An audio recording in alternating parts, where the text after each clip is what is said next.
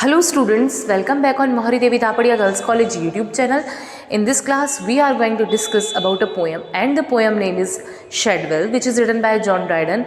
We already talked about John Dryden's introduction in our previous video, and in this class, we are going to discuss about Shadwell's short summary. So let's look out. Shadwell is a poem which is written by John Dryden. Poem's other names are Macflecknoe, a satire upon the true blue Protestant poet T.S. in the sense Thomas Shadwell. About Thomas Shadwell lifespan is 1642 to 1692, English poet, playwright, appointed poet laureate in 1689. Richard Flecknoe, which is also a character in the poem, his lifespan is 1600 to 1678, was an English dramatist, poet and musician. He was an Irish by birth. Thomas Heywood, also a character in the poem Shadwell, lifespan is 1570 to 1641, English playwright, actor and author. Thomas Shelley, also a character in the poem Shadwell, 1596 to 1666, English dramatist. Augustus or Octavius, founder of the Roman Empire and first emperor of the Roman Empire. So students, I hope you understand all these things. देखो, ये जो poem है शेडवेल, ये BA first year के जो students हैं MDS university के, उनके सिलेबस में है स्पेशली, बट ये सभी लिटरेचर स्टूडेंट्स के लिए इंपॉर्टेंट है. ये पोएम जॉन ड्राइडन ने लिखी है. जॉन ड्राइडन का लाइफ स्पैन है 1631 से 1700 तक, और हमारे जो शेडवेल हैं इनका लाइफ स्पैन है 1642 से 1692 तक. इट मीन्स ये दोनों ही पोएट एक दूसरे के कंटेम्प्रेरी हैं, है ना. दोनों पोएट एक दूसरे के कंटेम्प्रेरी हैं, तो इनके बीच में जो कोल्ड वॉर है वो इस पोएम में दिखाया गया है.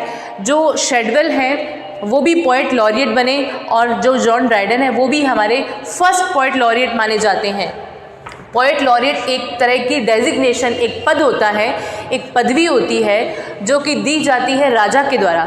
जिस टाइम में ये थे उस टाइम राजा होते थे, इसलिए राजा के द्वारा दी जाती थी, और अब जो है उसको प्राइम मिनिस्टर जो है उस पदवी को देता है किसी भी पोएट को जो योग्य हो, इसके जो इस चीज़ के लिए लेने के लिए ये जो पदवी है योग्य हो, उसको पीएम के द्वारा दी जाती है अभी. तो ये जो पोएट लॉरिएट है वो अभी भी होते हैं, बट उस टाइम जो है किंग ही उसको सजेस्ट करता था कि भाई पोएट लॉरिएट कौन बनेगा. तो जॉन ड्राइडन है वो भी पोएट लॉरिएट रहे हुए हैं, वो फर्स्ट पोएट लॉरिएट थे और ये भी पोएट लॉरिएट रहे हुए हैं. तो इन दोनों के बीच में कोल्ड वॉर चलता रहता था.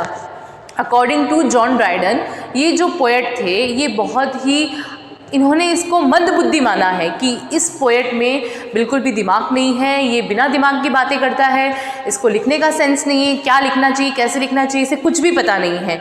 तो ये जो पोएम है इसमें जॉन ड्राइडन ने क्रिटिसाइज़ किया है शेडवेल को.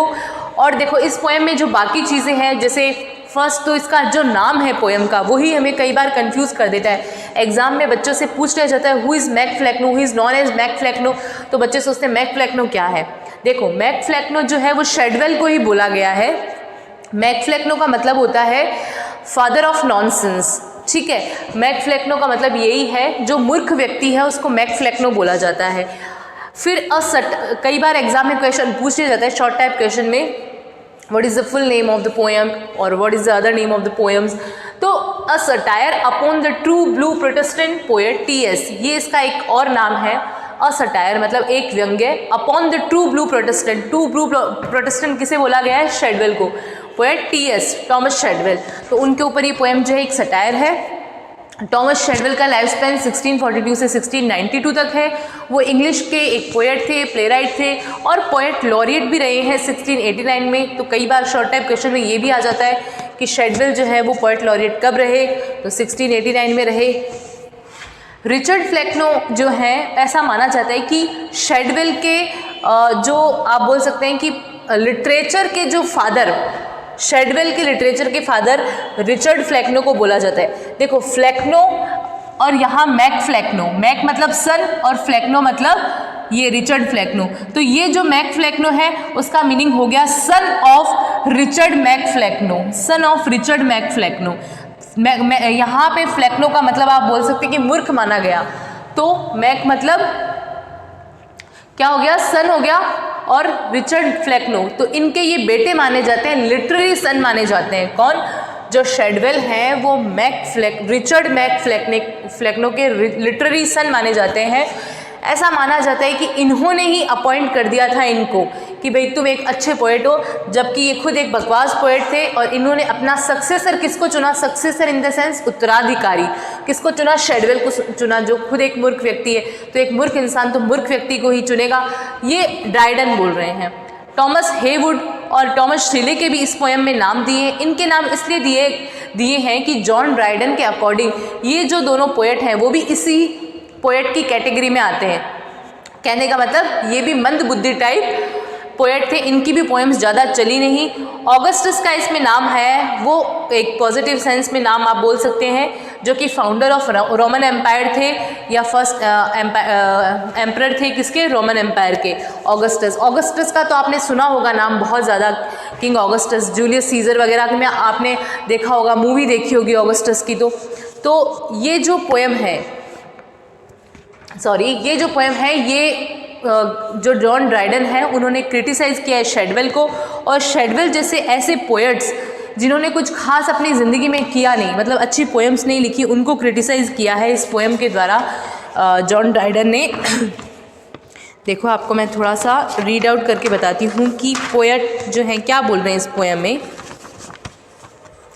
Mac Flecknoe is a satiric poem of 217 lines. 217 line की ये एक सैट्रिक पोएम है। सैट्रिक इन द सेंस व्यंग्य करने वाली पोएम है। रिटन इन हेरोइक कपलेट, तो आप लिख सकते हैं कि ये जो पोएम है वो हेरोइक कपलेट में लिखी गई। देखो मैं यहाँ लिख देती हूँ,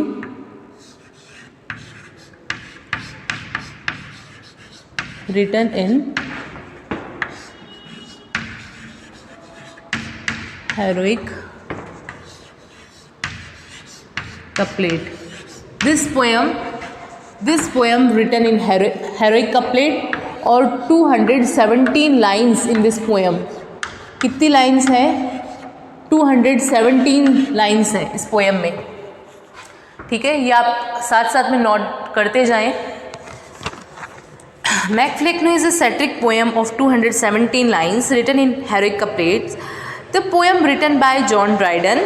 It is a direct attack on Thomas Shadwell. Obvious है कि पोएम किसके ऊपर, टॉमस शेडवेल के ऊपर।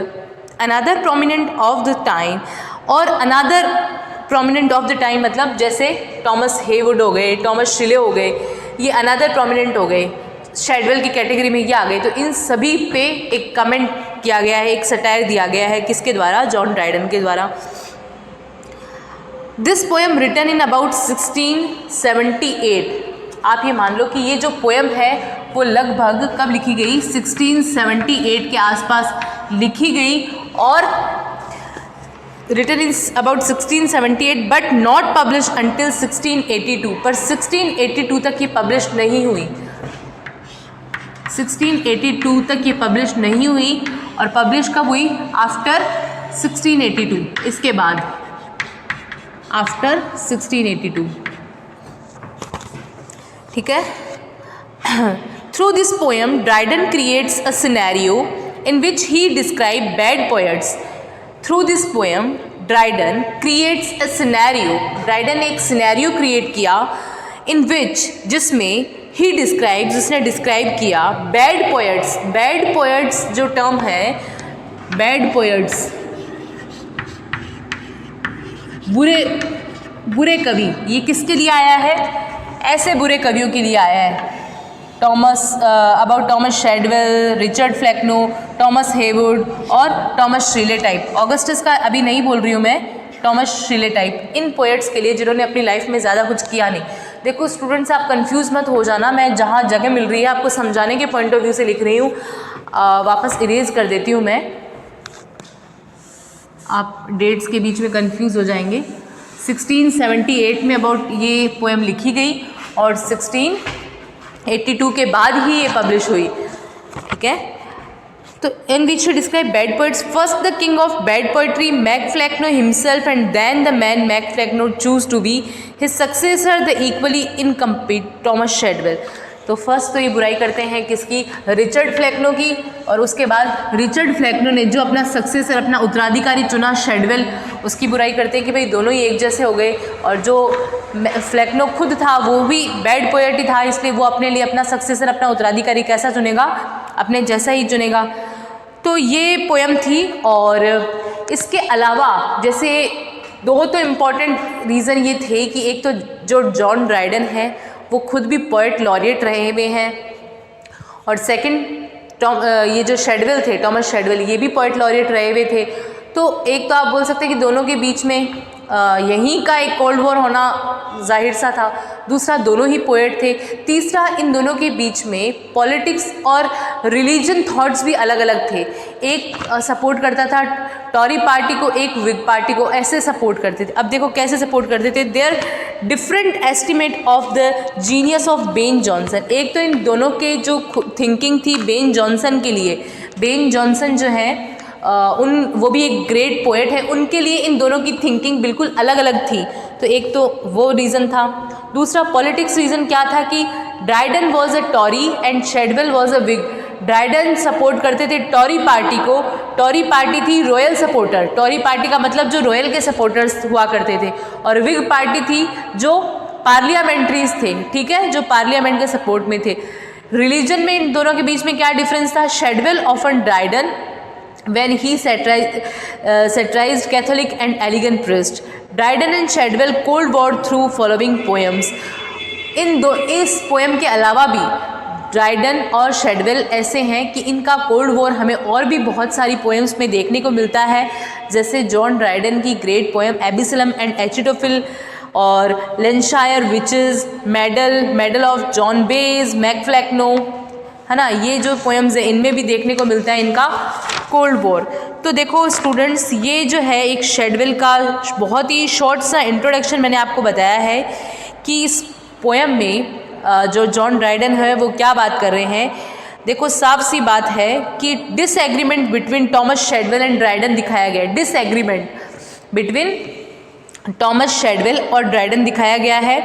शेडवेल as a king of dullness poetry, और शेडवेल को किंग ऑफ डलनेस पोएट्री दिखाया गया है। डलनेस मतलब आप सबको पता है कि मूर्ख वाली पोएट्री का किंग दिखाया गया है शेडवेल को। और फिर शेडवेल का कंपेयर किया गया है हेवुड और श्रीले से, आपके सामने नाम है हेवुड और श्रीले, उनसे कंपेयर किया गया है।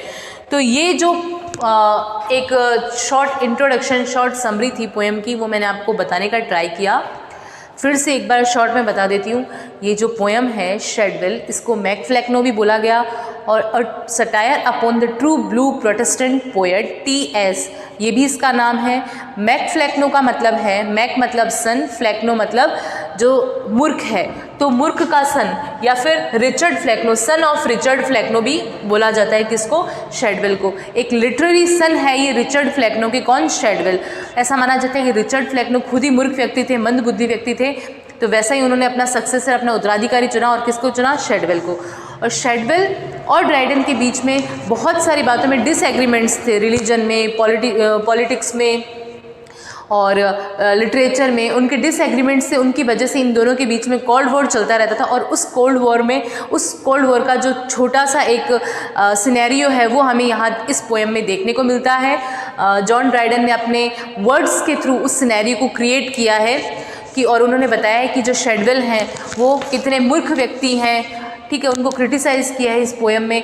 और उनके साथ साथ उनकी कैटेगरी में आने वाले टॉमस श्रीले और हेवुड जैसे पोएट्स को भी क्रिटिसाइज़ किया है। और ये जो पोएम है ये हेरोइक कपलेट में लिखी गई है, 217 लाइन्स की ये पोएम है। और इस पोएम में जो टेक्स्ट है वो हम पढ़ेंगे तब आपको और क्लियर होगा कि इस पोएम में क्या बात कर रहे हैं पोएट। बट अभी आपको बेसिक थोड़ा सा समझ में आ गया। जैसे ही शेडवेल का नाम आएगा आप ये नहीं सोचोगे ये शेडवेल क्या है, कौन है, इसका मीनिंग क्या है, ये सब चीज़ें आपको बतानी ज़रूरी थी। तो अब जब हम पोएम पढ़ेंगे तो आपको सबका, एक तो कैरेक्टर का नाम पता रहेगा, टॉमस हेवुड आएगा तो आपको पता रहेगा कौन है, टॉमस श्रीले आएगा तो पता रहेगा, ऑगस्टस आएगा तो पता रहेगा, रिचर्ड फ्लेक्नो आएगा तो पता रहेगा। इसीलिए मैंने आपको एक बार ये थोड़ा सा कैरेक्टर के बारे में बता दिया, ताकि हम जब पोएम पढ़ें, पोएम का टेक्स्ट पढ़ें, तो आपको पता रहे कि आप लिंक कर सकोगे, हाँ भाई ये वो है, ये वो है, और इसका क्या मीनिंग था, क्या मीनिंग था, ऐसे करके। तो ठीक है स्टूडेंट्स, थैंक यू।